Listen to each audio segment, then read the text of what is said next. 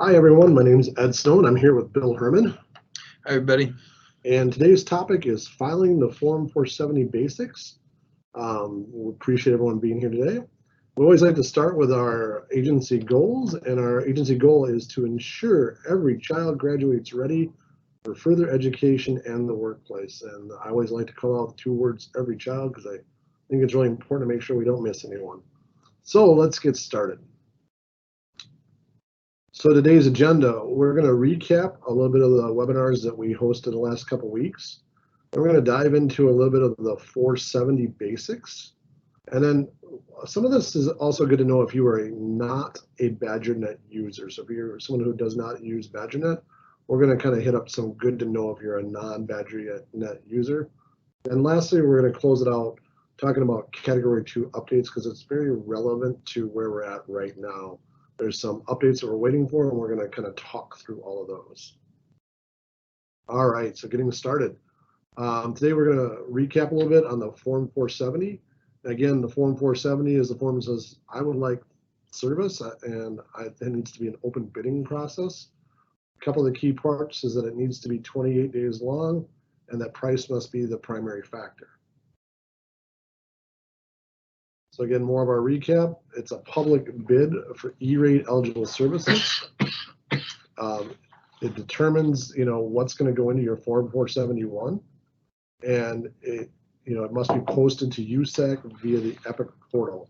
And our example here is that, like we said in our last presentation, that I would like some switches.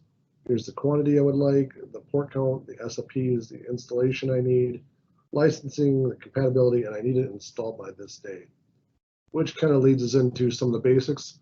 One of the biggest basics is make sure that your bid is detailed, that you have what you want in your bid. If you want to go back and visit our other rules and best practices for bidding, you can visit that webinar by going to this link right here. And then, Bill, you want to talk a little bit about kind of one of the gotchas if you indicate the wrong service type that we have listed here? Yeah, I'm going to back up though and just mention that when we're talking about bidding in the form of a Form 470, in most cases it's just information that you enter into the form where you're saying what is it that you want. You can add an RFP if you want to, and what they call an RFP could be as simple as a list of things that you want. But really, unless you're doing a fiber bid, there's probably no reason to add a separate document. So your bid is just going to be contained within the Form 470. And then, as far as the service types and services go, I guess as Ed was saying, there's just a potential gotcha here because when you fill out your Forms 470, you have to, in a pull-down, drop-down menu, you have to say what kind of service it is that you want. And the major types of service are indicated in the slide here. But the gotcha is that if you inadvertently select the wrong choice, like if you say you want internet access when you're actually requesting data transmission, it could be just an innocent mistake.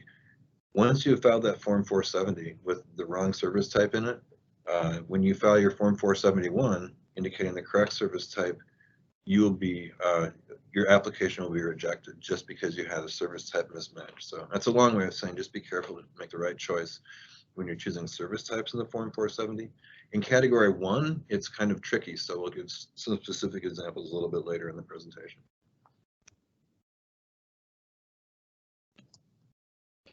All right, so then let's talk a little bit about timelines. So it's a little bit tough to talk timelines right this moment because we're waiting to hear from the USAC and the FCC what the exact timelines will be. So we kind of put some tentative timelines out here. Your Form 470 is open now, and we anticipate that going through early February 2020. And then your Form 471 typically is mid-January to about late March. So we threw that out there for you too, just so you kind of have that on your radar. Hopefully we have those announcements soon and we have the exact dates. But again, all of this revolves around having some good planning and then making sure that when you do post that you have that 28-day waiting period. One sort of correction I want to make, I made a mistake on this slide. The Form 470 deadline, first of all, there technically isn't one. It's just 28 days before the Form 471 filing deadline. So when that is announced, let's just say that it's the end of March. Then we'll know that the last day you can file a Form 470 is 28 days before that, like the beginning of March. Right. And most likely the last day that you can file a Form 470 will be later than early February, but we'll probably let you know that we recommend you file by then so that you don't have to turn your, you don't have to respond to your bids in, one day. Okay, so another good thing to know about Form 470 is that it's possible to enter into a contract and have like a 3-year contract. So if you do that, you're already under contract and you don't have to fill out the Form 470 every year. Those are called pre-existing contracts. So as we've illustrated here, and I think internet's a great example. You typically would enter into an internet service for multiple years. During that 3-year contract, during year 1, you need to do your Form 470 and your Form 471, but you don't need to request service again for years 2 and 3 because you're already under contract, and that would be something that wouldn't be eligible anyway because you're already under contract. And then you do need to do your Form 471 saying that service has started each year. Anything I'm missing on that, Bill? Yeah. Awesome. All right, so I'm going to have Bill unpack this a little bit for us, but if you're a Teach and BadgerNet customer, and Bill's going to give us a little bit of a why on this, I think this is a good screen to know, and maybe this is one to kind of hang on to, is that you do not need, for your Teach and BadgerNet, you do not need to fill out the Form 470 for your data circuit, the Form 471 for your data circuit, and the Form 470 for your internet access, because Teach BadgerNet does that for you. But you do need to do your Form 471 for internet access. Yeah, thanks. So the one thing to keep in mind is if you're on BadgerNet, you don't have to do any filings except for the Form 471 for internet access. So that's the main thing to keep in mind. The reason behind it is, as Ed said, that the state has done the filing for you in the case of the data circuits and the Form 470 for internet access. Right. So then what do you do if you're not a BadgerNet customer? So then we're going to kind of unpack this, each one with its own slide. But if you're not a BadgerNet customer and you're getting your internet somewhere else, there's a couple of combinations that you may have. You may want transport and internet access. You may just want transport, and you may just want internet. And then there's a possibility for some other connections too. So we're going to unpack each one of those slide by slide here. So transport and internet, and Bill's going to talk about how you fill out the form. But this would be a situation where, like, if you're not a BadgerNet or Teach customer and you want to use a single provider for both transport and internet. So let's say you work with Charter as your vendor, and they connect your fiber to your building, and they also provide you internet. Then you want to use this scenario. Bill, you want to talk about what you fill out, why? Yeah, so earlier in the presentation, we were talking about selecting your service type for category 1. These are the details that you need to keep a focus on if you're not a BadgerNet customer, because you're going to have to do all your filing for yourself, and because the drop-down menus for service type in category 1 are confusing. So we're giving a few specific examples and then what choices you should be making for your service type. The first is, as Ed said, right, so it's bundled service. So the choice you have to make is least lit fiber with or without internet access. That's a pretty vague thing to pull down, because a bidder would have no way of knowing which of those you actually want. Do you want a bundled service or just transport? The pull down does not make it clear which you want, so you must, in the narrative, additionally write down, actually all I want is internet access. I'm sorry, actually all I want is transport, or no, I want transport bundled with internet access. If you don't write that down in the narrative, the bidder will have no way of knowing which it is that you want. So in the next scenario, you might want transport only. So let's say you're a WISNet customer, and then you're using someone like Charter or CenturyTel to get you to WISNet. Then you would go ahead and use, as Bill said, the least lit fiber. But Bill, you want to explain the narrative? Yeah, note that it's the same pull down as I said a minute ago, even though you're asking for a different service. So this is the only choice you are required to make this choice. If you want transport only, you have to say least lit fiber with or without. And then in the narrative, you have to say, actually, I just want transport, because that wouldn't be indicated by the pull down. And so in the last 2 or 3 years, all the big national organizations have been lobbying the FCC to make, because actually it's the FCC that determines what goes into these forms, lobbying them to change these pull downs so that there's a pull down for each of the different choices you're actually making. For now, you have to specify in the narrative whether It's just transport or bundled service with transport and access. And then in our third scenario, it's possible that you just want a 470 fill out for just internet service, so for ISP only. So, in this scenario, you would also say no transport circuit included. Bill, you want to unpack that? Well, in this case, it's actually what you want. The pull down describes what you want. You just want ISP service with no transport service circuit. For example, if you're getting transport from Charter, your data circuit is from Charter, but you're getting internet access from WISNet. And you're writing a Form 470 just for internet access, ISP service only, and the pull down actually describes what you want. Yeah, I think the important thing is that you go ahead and use the pull down and get the right one.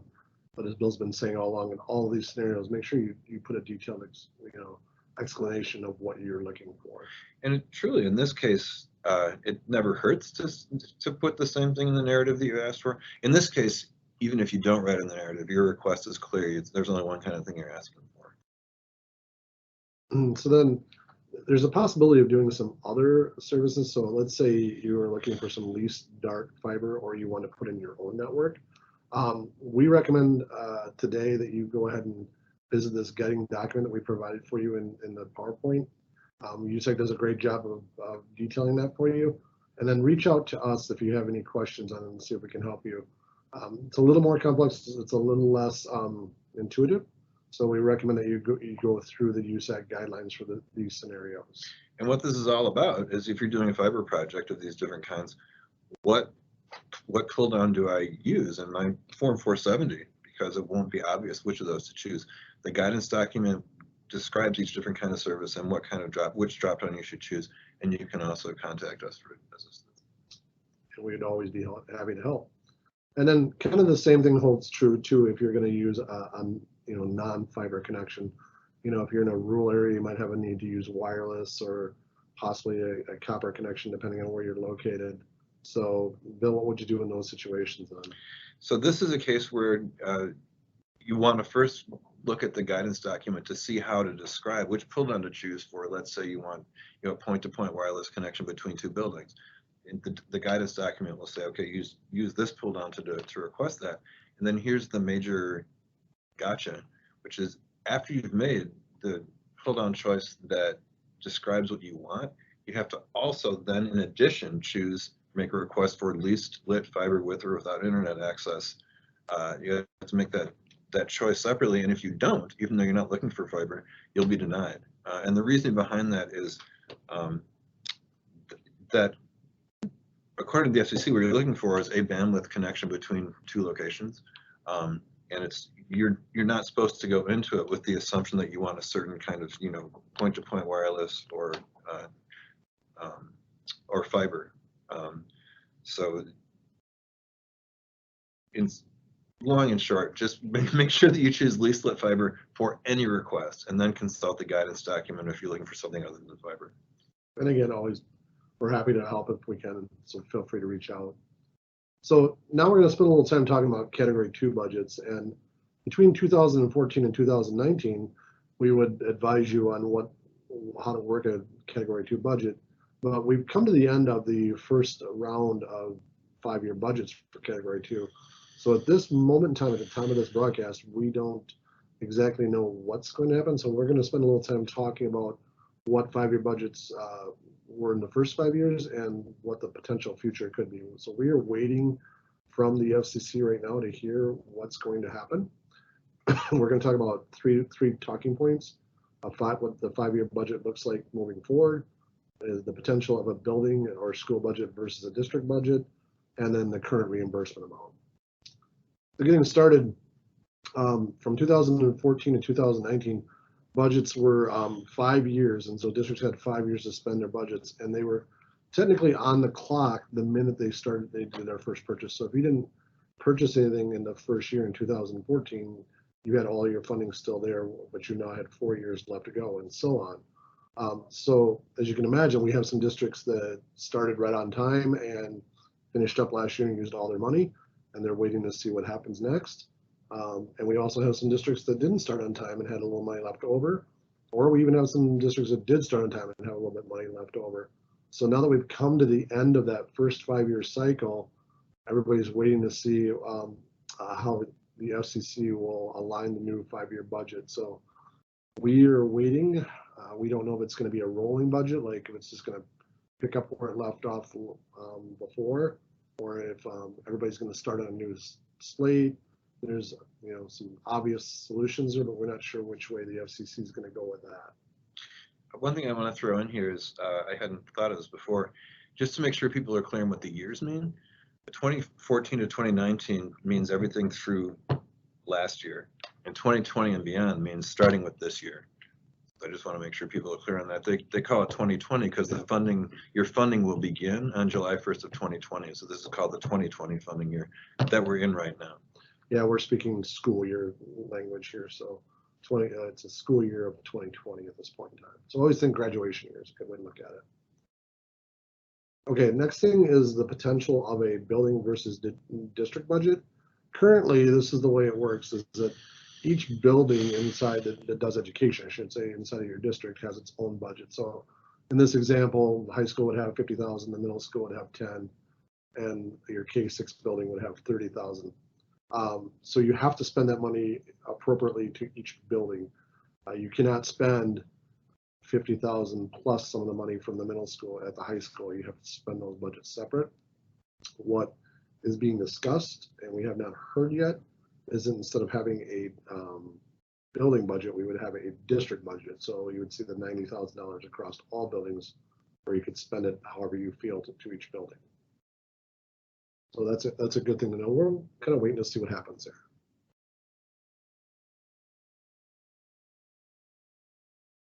So one thing I'll throw in, Keep going. Just on the previous slide, I think that every school district wants to hope that it's the district budget, because that gives you flexibility about where you spend your money as opposed to limiting you. As Ed said, where the high school couldn't get more than $50,000 of stuff. It'll also greatly simplify filing because you won't have to keep track of every different budget. Yeah, I agree. I think from a Wisconsin lens, this would be really nice. I understand why USAC was interested and the FCC was interested in this model, but I think from a ease of use, this would be a whole lot easier if they want to go in that direction, but we'll wait and see. So then kind of the last point here is that we just want to talk a little bit about the last per pupil dollar reimbursement amount, which was $159.97.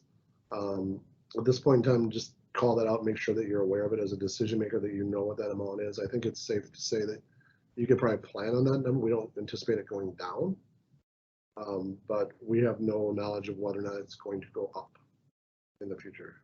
Anything I'm missing there, Bill? Well, the only thing I want to add, I think we forgot to mention this earlier, is USAC recommends that you do not file a Form 470 for Category 2 services until the FCC has announced what the terms of the Category 2 budget is. So we're sort of sketching out what the possibilities are, and as soon as we know, we'll give a presentation describing what they are. But it will be wise to wait to file your Form 470s for for Category 2 service until we've got that information. And that kind of leads us up here to this slide here, and then really what we're trying to build up to is that as soon as the FCC makes an announcement, we will do our best to digest that information and come forward with what that all means. So stay tuned for more there. We will put it out on WeTech that it has been announced. Let's provide links for you to read it for yourself, and then we'll provide an email and a webinar with a breakdown of how we interpret the big announcement when it does happen, and some deadlines that will revolve around that. So big thing as a decision maker, be aware that all that is out there pending, and it may or may not change, and kind of be ready for what comes next. So one thing I want to put forward here is just for your use, we have provided you some resources. There are some phenomenal videos out there on the USAC website. So we provided you links to those for the Form 470 and the Form 471. They look like this right here. But we've also taken and embedded those on a DPI website, so they're there for you to. Lots of great videos about how to break each piece of filing the Form 470, Form 471, actually in Epic, so you can actually see how the form is filled out. So I would highly recommend, if you haven't done it before, take a look at those. They don't take a very long time to watch. And they're excellent tools. Lastly, I'd just like to close with some links for you. You're certainly welcome to reach out to Bill, myself, or Bob Boker, and our phone number is listed here. We'd be happy to help you. The links we provided here are the DPI E-rate page, the USAC page, and then E-rate Central, which is another really great page. And Bob, I know you like to, or Bill, I'm sorry, you like to use the E-rate Central page a lot. That's a good page to use. With that, I think we're going to wrap it up, and I appreciate everyone watching this video. If you have any questions, feel free to contact us at these contact information listed here. Thank you very much.